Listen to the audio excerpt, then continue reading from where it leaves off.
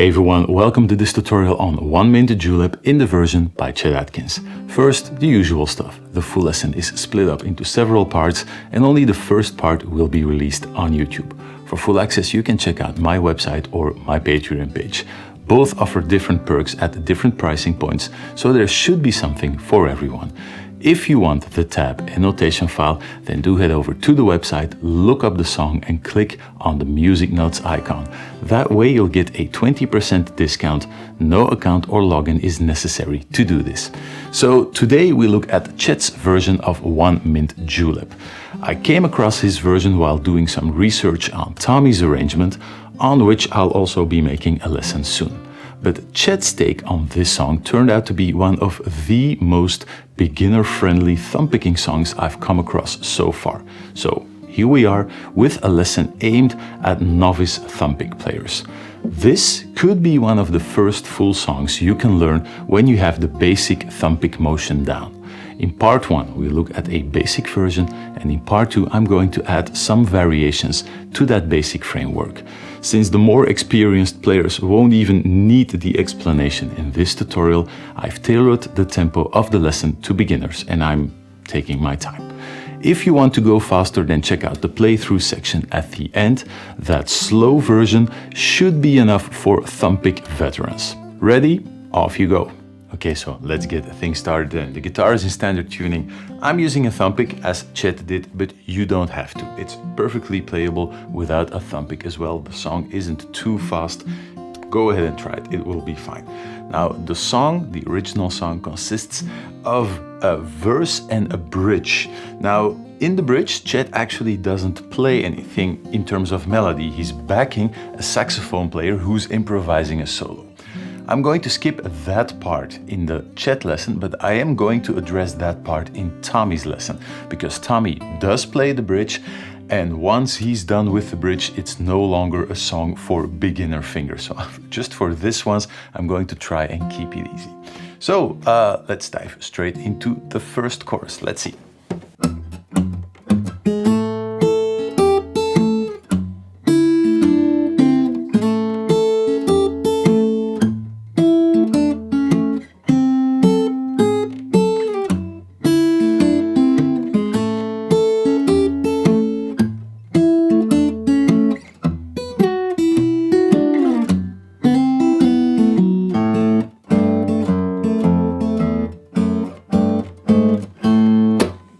And that is the first chorus.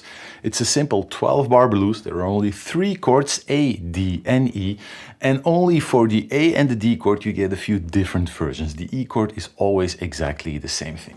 So if we quickly go over the chord shapes, most of the times the A chord is just a bar across 3 strings with the index finger on the D string, G string, and B string on the 2nd fret. And most of the time you're going to add the pinky either to the high E string or to the B string, depending on what section of the melody you're going to play.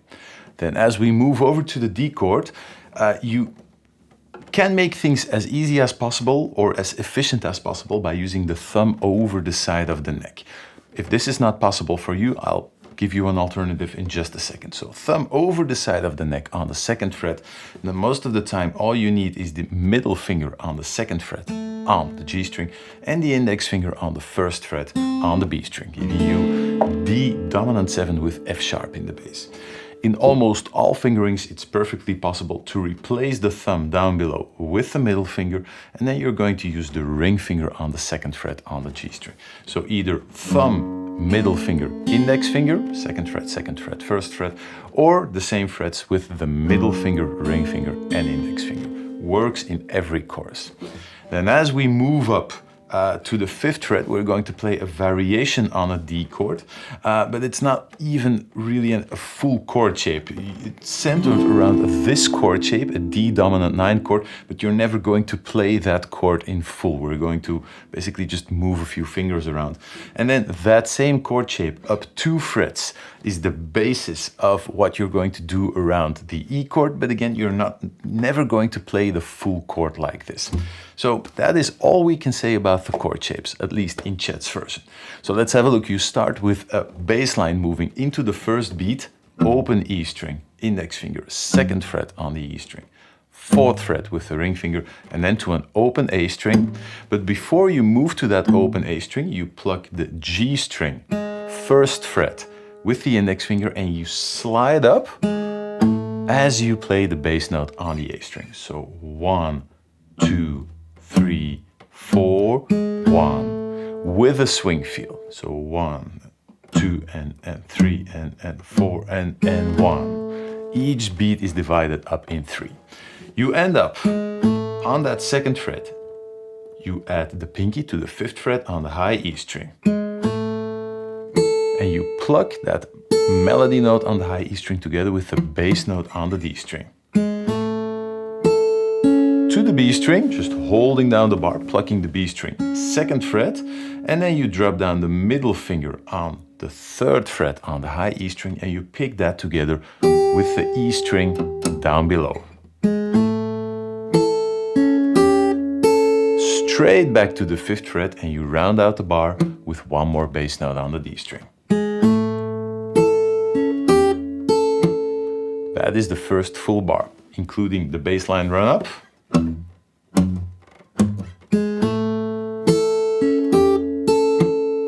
Then we move to the D chord. I'm going to go for the thumb over the side of the neck first. I'll show you the alternative a second later. So thumb over the side of the neck. First, just the bass note on the first beat. And then as you plug the bass note on the D string, you play an open E string on top. 2nd fret G string. 1, 2, 3. You drop down the pinky on the 3rd fret on the B string, together again with the bass note on the low E string. In the first bar, you had a 3-string bass pattern. 1, 2, 3, 4, crossing the A string, D string, E string, D string. Now it's a 2-string bass pattern, just low E string and D string. That's all that you need to play here. So 1, 2, 3, and as you head back to the D string, you remove the pinky, and you should have the index finger on the 1st fret ready for the last melody note. So, and now maybe just one time without the thumb over the side of the neck, I'm going to replace the thumb with the middle finger, and I'm going to drop down the ring finger on the 2nd fret where the middle finger used to be. Apart from that, it's the exact same thing. And just removing the pinky all the way at the end. 1, 2, 3, 4, or with the thumb.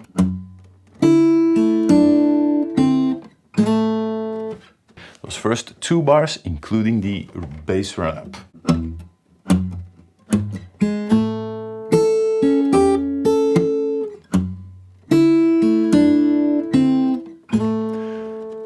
Chet slides back into that 2nd fret, again from the 1st fret on the G string, but this time it's an embellishment. It's not like an exact 8th note, it's just really quick up to the 2nd fret, and basically the same bar again. Exactly the same thing as before. Now we head back to an open A string bass note, and we're going to move the pinky to the 5th fret on the B string now. 1, 2, 3, 4. Almost the exact same thing, just 1 string down, so open A string, then D string together with the 5th fret on the B string. You plug the G string in between there, and as you move the thumb pick over to the low E string, you drop down the middle finger on the 3rd fret on the B string, and you release to the bar before you play the last bass note. Really slow that last bar. 1, 2, 3, 4. In the recording, all the way at the end, you can hear an A note. It almost sounds as if Chet is playing this. But that last melody note is actually the thumb pick, and this is where we come to the subject of those double bass strings. If you're starting out with the thumb pick, you're always going to play very carefully that D string nice and separate, so that you have just 1 string, A string, D string, E string, D string. Once you start getting into it, try angling the thumb pick slightly forward, and whenever you can, when you play the bass note on the D string, try and play 2 strings at the same time. This only happens when there is no melody note that you have to pluck on top at the same time. So instead of playing this, 1, 2, 3, 4. That was only the D string at the end. Now I'm going to play a double bass string at the end.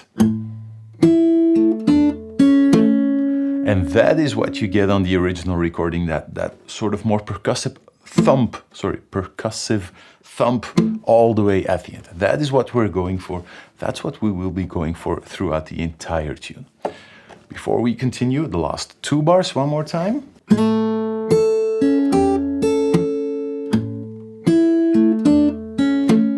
See, double bass string all the way at the end. The first 4 bars all the way through.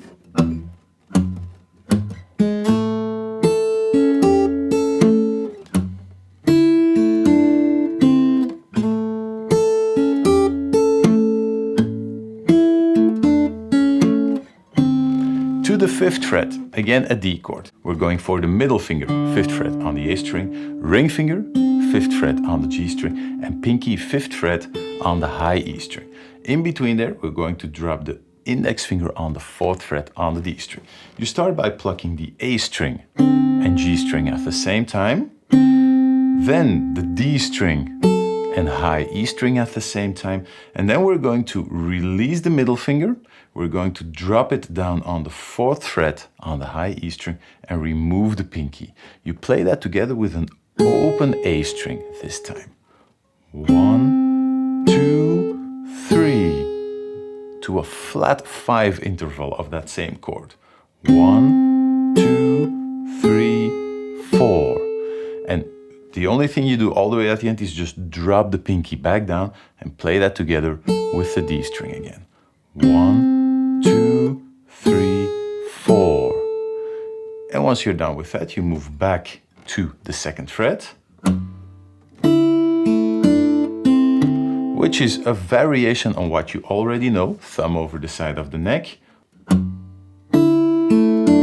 Up until that point, it's the exact same thing as before.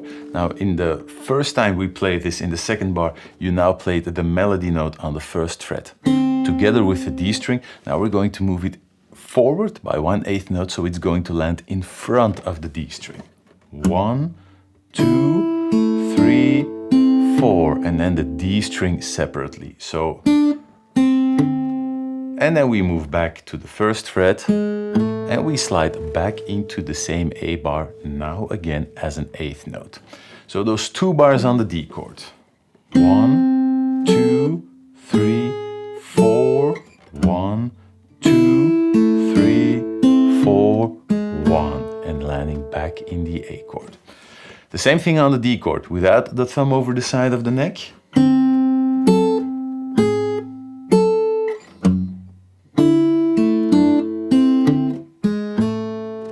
That's all that needs to happen. Then again, exactly the same A chord.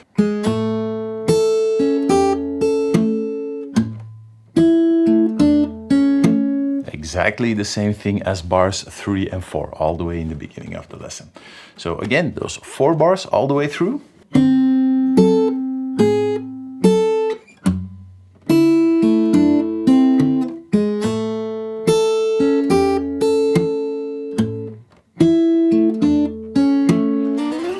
And when you play that last, hopefully double bass note, you're going to slide up because you're going to end up on the 7th fret. Now we move up to an E chord, index finger 6th fret on the D string, and I'm going to start out with the middle finger on the 7th fret on the high E string. Bass note, melody note, and then really quickly with the ring finger, you play the 8th fret on the B string and you slide down to the 7th fret as you play the bass note on the D string. 1, 2, to an open E string, then you let go of the ring finger. I think in Chet's version that open B string actually sounds along as well. So you have to remove that ring finger from the 7th fret straight away. 1, 2, 3, bass note, middle finger on the 7th fret, low E string, and then you drop the ring finger and the pinky on the 7th fret on the G string and the B string. This is the trickiest section so far. 1, 2, 3. You pluck the 7th fret, B string, and then again a double bass note, D string and G string, which is why you have to put the ring finger there. 1, 2, 3, 4. Don't worry too much about that open B string, open E string. If it's just the open E string, it will sound fine too. 1, 2, 3, 4. But you do end up on this chord. Middle finger, ring finger, pinky, all on the 7th fret, E string, G string and B string, and the index finger, 6th fret on the D string, giving you E dominant 9 with a B in the bass. 1, 2, 3, 4, 1. Down to the 2nd fret, thumb over the side of the neck, back into a D chord. 2nd fret on the low E string, again we're going for roughly this chord shape, but you don't need the middle finger straight away yet. Low E string and then hammering on to the 1st fret on the open B string as an embellishment. 1, 2, to an open E string. You re-pick the B string together with the low E string bass note this time, and you pull off very quickly again. 1, 2, 3, and I would go with the index finger to reach the 2nd fret on the G string, because then after that you have to play the ring finger, 4th fret on the D string, and move over to an open A string down below. So in full, that's where you end up. Open A string, 2nd fret on the G string with the index finger. Now, if you want to play this without the thumb over the side of the neck, it's a bit of a wider chord shape. Because then you have to reach with the pinky, or you quickly have to let go. And you have to let go of the chord shape, but otherwise this is not easy to pull off. So if possible, go for the thumb, otherwise let go of the chord before you reach for that 4th fret. Those 2 bars, back to back, E chord and D chord.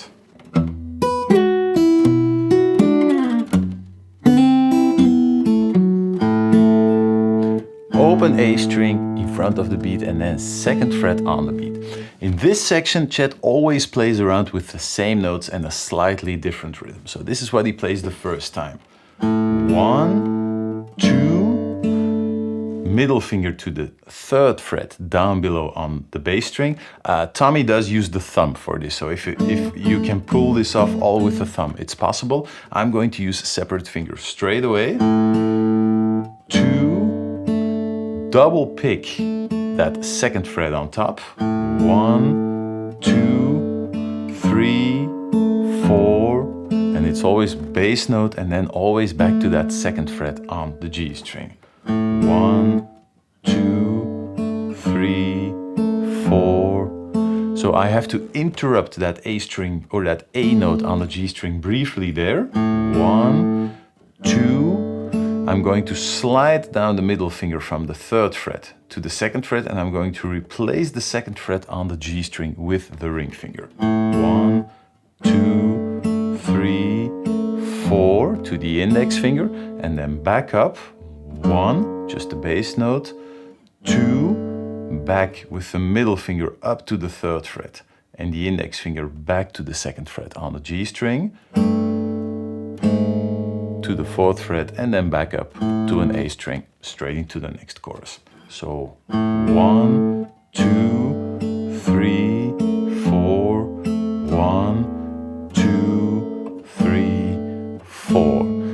And Chet plays around with the placement of that A note on the G string. First bar, it's in between the bass notes. 2nd bar, it's all on the bass note. 1, 2, 3, 4, 1, 2, 3, 4, 1. Chorus number 2. Those 4 bars all the way at the end, back to back, starting on the E chord.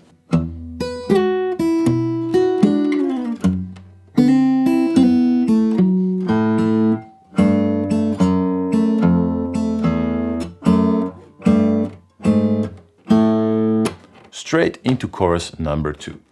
Let me play through the whole thing one more time and then a second time with the magnet on the guitar so you can get a good look at what the picking hand is doing. But first, a slow take from bar 1 all the way to the end of this section. Here we go.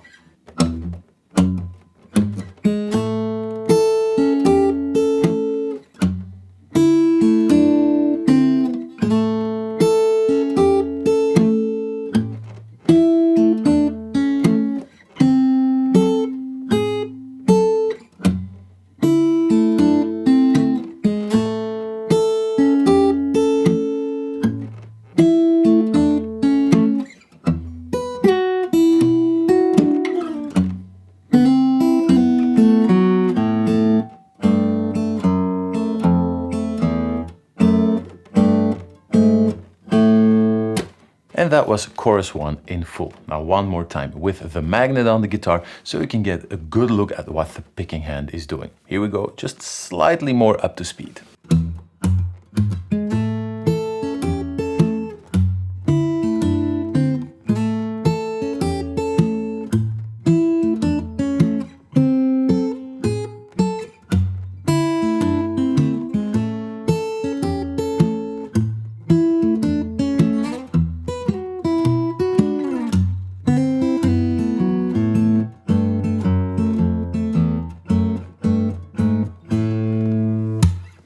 And that was chorus 1 in full. You're well on your way to learn Chet's version in full.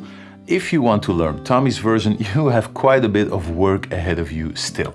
But anyway, for people watching on YouTube who want to view the full Chet lesson, now is the time to switch over to my website or my Patreon page. For everyone else, you can dive into the first lesson of Tommy's version for free on YouTube as well. I'll see you there. Take care. Bye bye.